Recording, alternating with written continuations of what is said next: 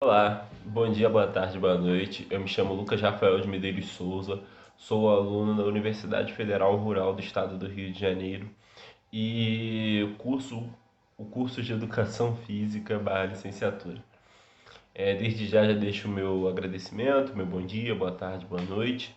E peço perdão por qualquer tipo de barulho externo ou ruído ou interrupção que ocorra, pois são fatores que estão fora do meu alcance e infelizmente não há como talvez decorrer o vídeo da melhor maneira possível.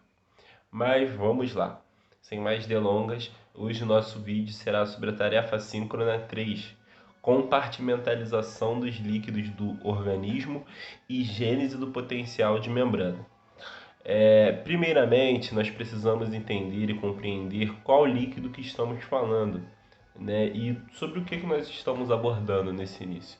Nesse início, nós estaremos falando sobre a água. A água ela faz parte do corpo humano, é a maior responsável pelo peso do corpo humano, e como nós podemos observar, um ser humano, em média, ele tem cerca de 45 a 75% de água em seu corpo. Então isso significa que o seu corpo, o seu peso corporal é constituído de 45 a 75% de água.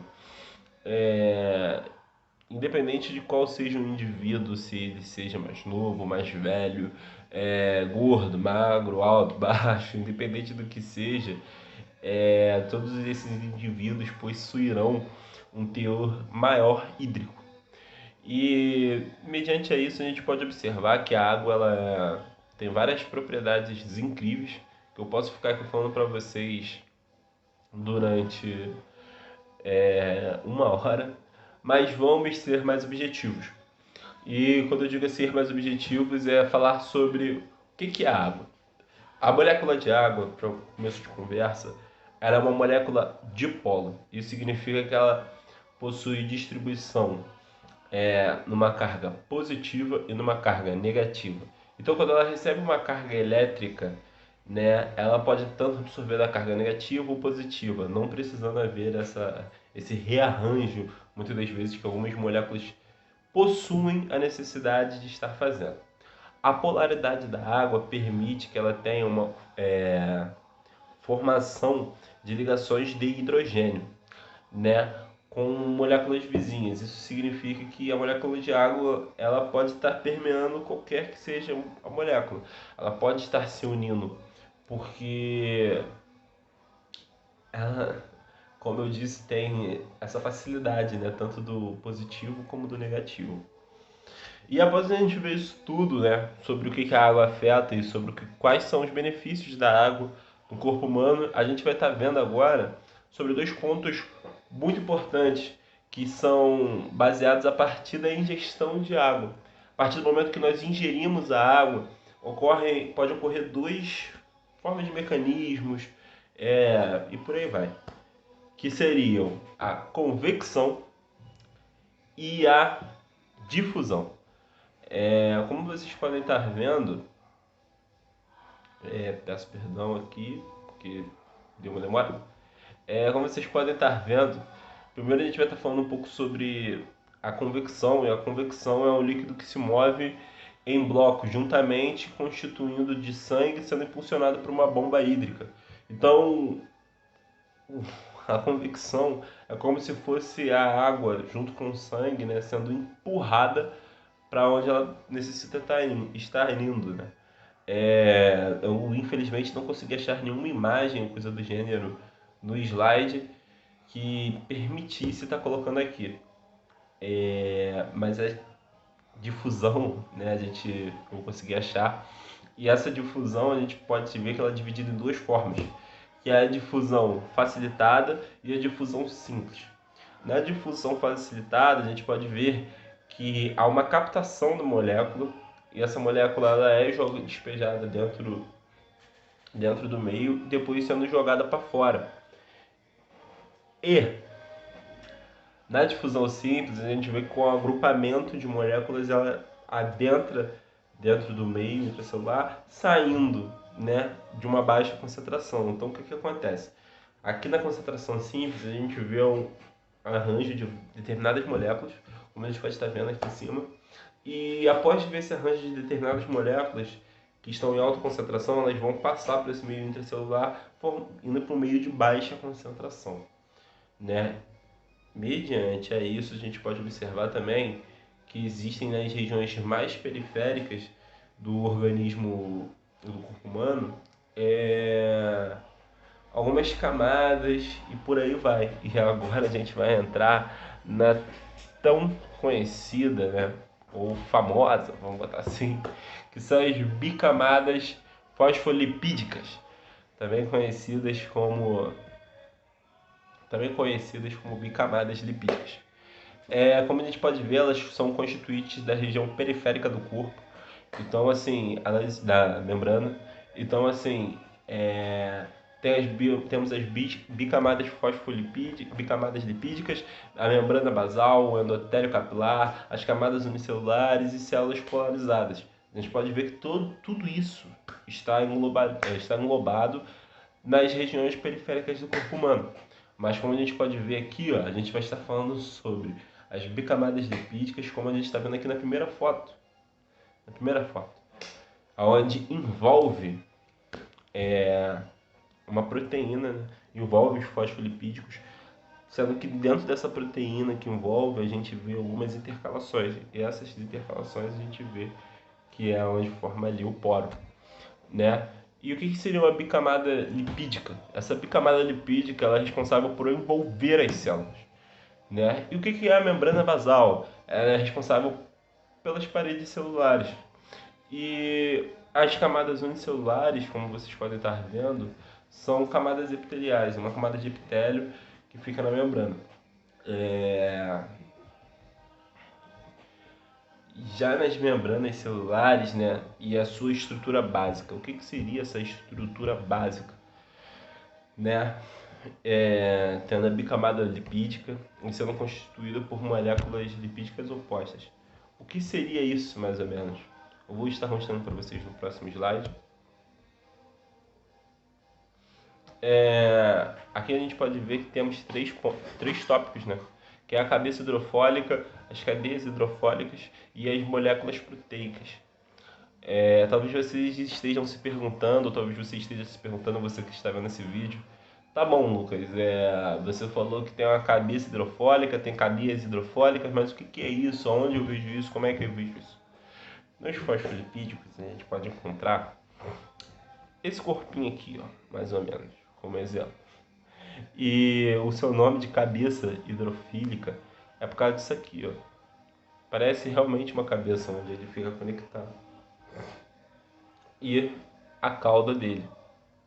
E a cauda é onde se encontra os ácidos graxos, que são muito importantes, a gente vai ver lá na frente com o decorrer da matéria. E na cabeça onde a gente encontra a molécula de glicerol.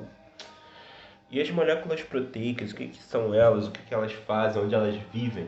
Veja aqui no vídeo mesmo, que a gente responde para vocês, que são correspondentes aos canais de passagem de íons, né? Por onde o íon vai passar, ou transportadores de membrana. Isso significa que qualquer carga ou íon que for passar, ele vai passar por essas moléculas proteicas, né?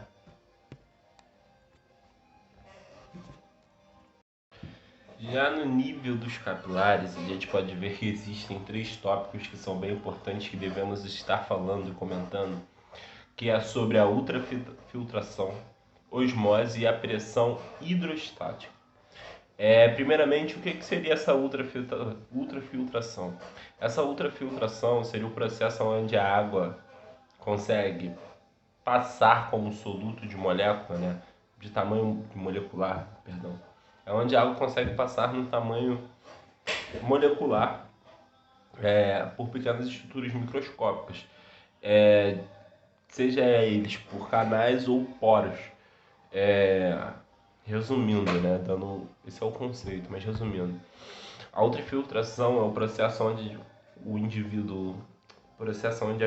a água é filtrada a tal nível que ela se torna uma molécula e consegue transpor e passar um canal ou um poro, né? O que seria então, avançando, né? O que seria a osmose?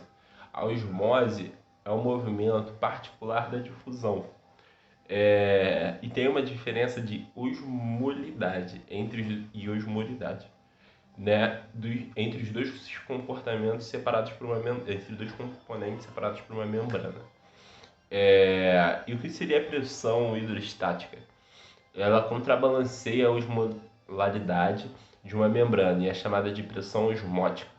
Então, através da pressão hidrostática, a gente vê que ocorre uma outra pressão, que é a pressão osmótica, né? E nessa parte agora do vídeo nós estaremos falando sobre os tipos básicos de energia. O que seriam esses tipos básicos de energia? São energias que são produzidas pelos seres vivos. E esse tipo de energia são armazenadas por ligações químicas. Essas ligações químicas elas armazenam elas armazenam a energia, tendo assim e sendo distribuída essa carga para uma esfera simples com uma voltagem absurdamente alta. E enquanto isso existe um capacitador, e esse capacitador ele gera uma energia desprezível. Sendo assim, essa energia acaba sendo dissipada, pois ela não tem a voltagem necessária para ter disparo, como a gente vai ver no potencial de membrana. Através disso, dessas questões da energia, nós também vamos falar um pouco sobre a abertura dos canais iônicos, onde é veiculado o fluxo iônico e associado a uma corrente elétrica que diminui o citoplasma, podendo assim provocar variações no potencial citoplasmático na faixa fisiológica, né? E através disso, nós vemos que a célula não tem apenas um canal só para a entrada de sódio ou de potássio, né? O que seriam esses canais para a entrada de sódio e de potássio? Esses canais para a entrada de sódio e de potássio, eles funcionam para a manutenção da célula, principalmente, mas também para a função de disparo, né? E pela função da entrada do potencial de membrana, né? E aí, gente, vocês estão vendo aqui o que seriam a despolarização, hiperpolarização e repolarização.